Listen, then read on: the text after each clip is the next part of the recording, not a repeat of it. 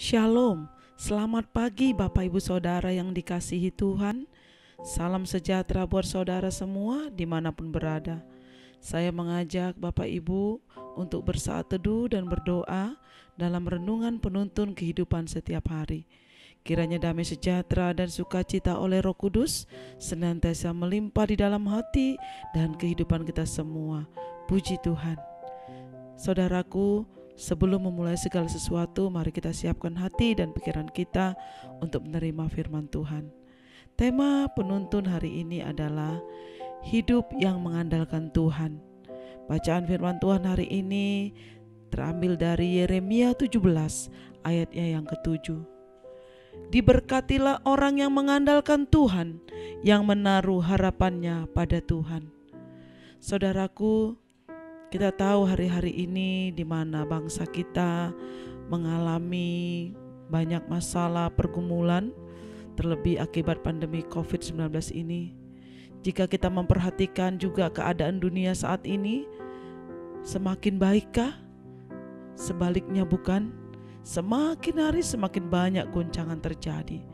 Secara naluriah, goncangan-goncangan yang ada membuat kita semakin was-was, gelisah dan takut.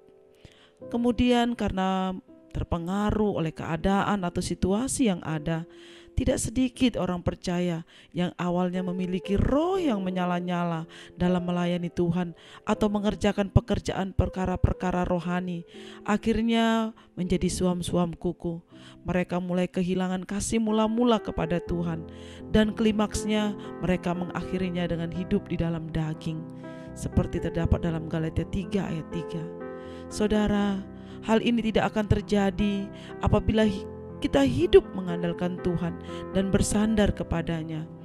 Keadaan orang yang hidup mengandalkan Tuhan pasti berbeda dari orang yang tidak mengandalkan Tuhan. Orang yang hidup mengandalkan Tuhan akan seperti pohon yang ditanam di tepian air, yang merambatkan akar-akarnya ke tepi batang air, dan yang tidak mengalami datangnya panas terik, yang daunnya tetap hijau, yang tidak khawatir dalam tahun kering, dan yang tidak berhenti menghasilkan buah. Yeremia 17 ayat ke-8. Orang yang hidupnya mengandalkan Tuhan tidak akan terpengaruh oleh situasi atau keadaan. Tidak perlu takut pada musim-musim kering, tidak perlu takut menghadapi goncangan. Seperti pohon yang akar-akarnya merambat ke tepi batang air, maka daunnya tidak akan pernah layu, selalu hijau. Artinya selalu ada damai sejahtera, selalu ada ucapan syukur, dan senantiasa menghasilkan buah pada musimnya. Berbuahnya pun tidak sekedar berbuah, tapi lebat dan manis rasanya. Saudaraku, sesungguhnya goncangan sudah terjadi sejak dahulu. Ketika Tuhan Yesus dilahirkan, goncangan dan aniaya hebat terjadi, sampai-sampai ia harus dibawa mengungsi ke Mesir. Meski demikian, terang yang dibawa Kristus tidak pernah redup, bahkan terangnya pun mampu mengalahkan kegelapan dunia. Sebagaimana tujuan Kristus datang ke bumi adalah untuk menyatakan keberadaan dan kebenaran Bapa, sehingga barang siapa telah melihat aku, ia telah melihat Bapa. Yohanes 14 ayat 9. Jadi saudaraku, hidup kita akan tetap menunjukkan kualitas berbeda di tengah goncangan, asal kita senantiasa mengandalkan Tuhan. Amin.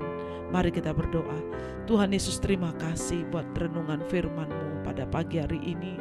Tuhan, Engkau mengajarkan kami untuk menjadi anak-anak yang kuat, anak-anak Tuhan yang mengandalkan Tuhan, bersandar kepada Tuhan, sehingga ketika kami mengandalkan Tuhan, apapun goncangan masalah kami hadapi, kami tetap tenang dan penuh damai sejahtera, menantikan pertolongan mujizat Tuhan dinyatakan atas hidup kami.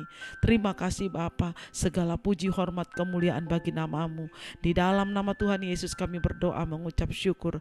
Haleluya. Amin. Kiranya berkat yang sempurna dari Allah Bapa kita, kasih karunia dari Tuhan Yesus Kristus, dan persekutuan yang indah dengan Roh Kudus menyertai kita semua dari sekarang ini dan sampai selama-lamanya. Maju terus dalam tuntunan Tuhan, tetap semangat. Sampai jumpa esok hari di penuntun kehidupan setiap hari.